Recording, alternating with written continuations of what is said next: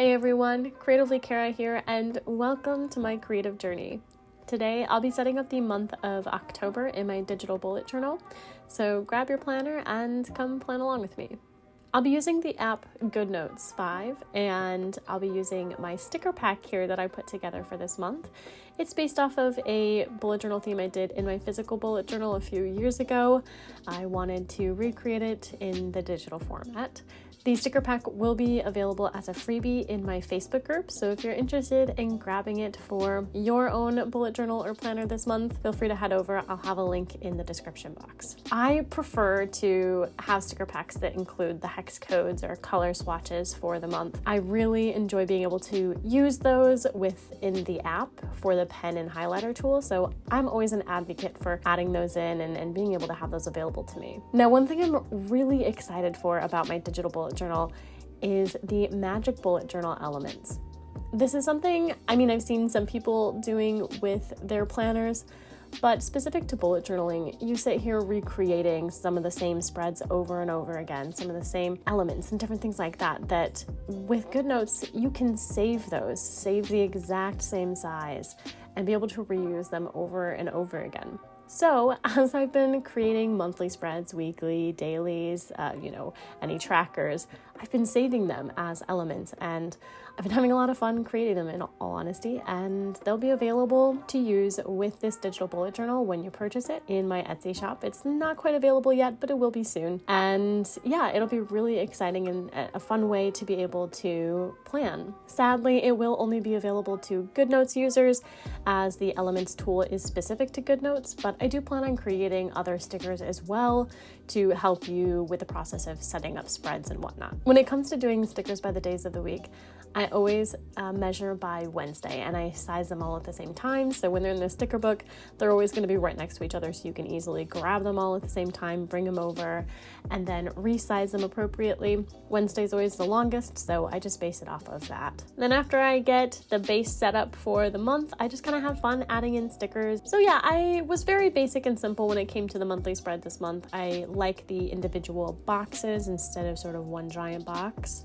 I do hope to eventually start creating monthly sticker packs for the bullet journal. This is sort of just my first one that I've made, really, and I wanted to make it as a free resource as I'm still figuring it out. One thing I really love about this digital bullet journal are the 6 tabs on the right.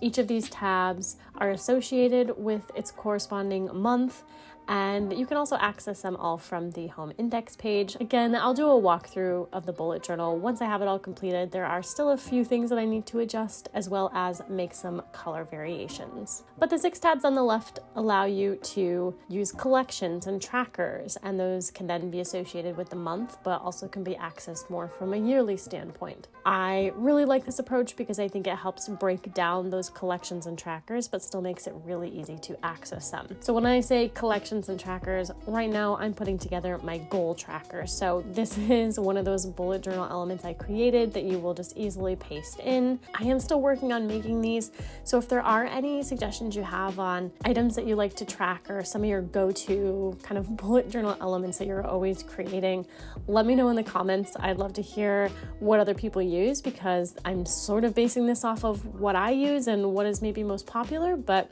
I'm really open to recommendations and being able to help create those. When it came to creating the sticker pack, I did try to create some specific headers that people typically use for like monthly spreads and weekly spreads, things like that. I know I'm missing some, so again, if you have any suggestions, let me know. I am really just in the beginning phases of putting this together, but I could see it going really far, and I want to see it be successful, so I do welcome that feedback.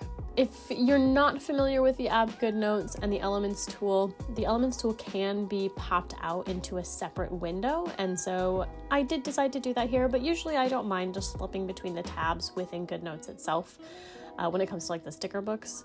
But the Elements tool can sometimes kind of get frustrating if I'm pulling a lot of things over, so I did decide to pop it open into another side here.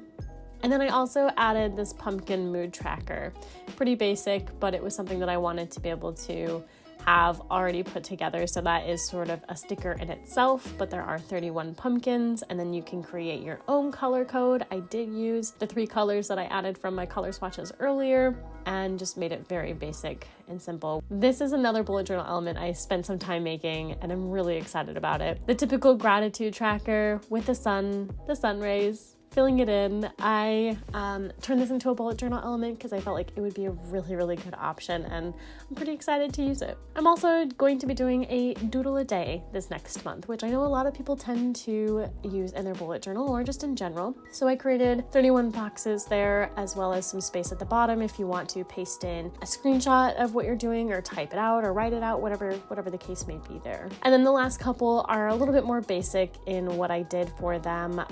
I have a content plan for Creatively Cara so that I can try to get the ball rolling on things again here, as well as a brain dump page. I just realized I did not make a title sticker for that, so that's something that I'll be working on for future sticker packs. But again, if you have suggestions on titles and typical trackers or collections you use monthly, let me know so I can make sure I include those in the sticker packs. So again, weekly spread, bing, bing, boom. You just bring over the template and you can start building your spread. I feel like sometimes that might be the more complicated part when it comes to putting a bullet journal together, counting out the spaces and drawing all those lines. When it comes to digital planning, it's amazing because you can just literally paste it in. And definitely been a time saver when it comes to planning for me. I created some weird shape to be able to put my numbers down, so that's what we did. I didn't have a preference on whether it was like a circle or square, and it kind of came into this 4-sided, I don't know. Now this weekly spread comes with just plain boxes, but you can obviously add in more elements here and save that as your own element, even if you decide to add things to it and use that frequently. I wanted to add a box divider at the top for like my events throughout the week, and then below that I'm going to put my tasks.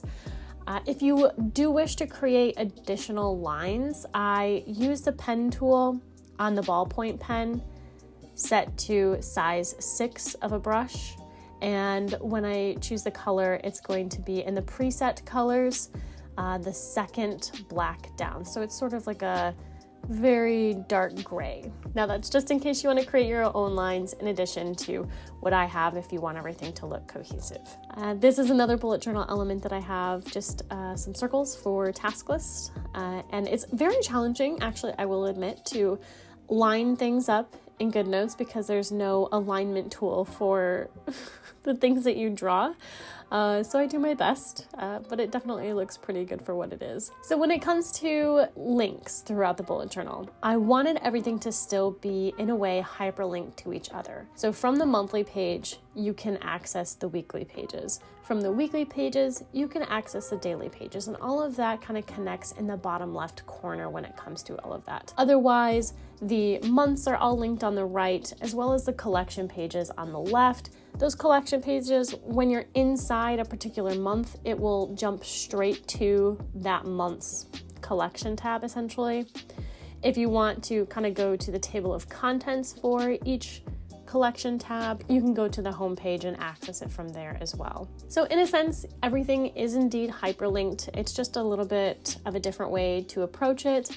I like it this way because you can still have those weekly and daily pages without having to jump around crazily. But yeah, that is all I have for you today. I'm just going to quickly flip back through each of these, and I have to do it the long way around because, again, this is sort of a prototype bullet journal. I need to fix the tab so that you can easily just click all the way down and you'll jump straight to the month. I hope you enjoyed what you saw. If you did, be sure to give this video a thumbs up, maybe share it with a friend, and don't forget to subscribe. I can't wait to see you all in the next one.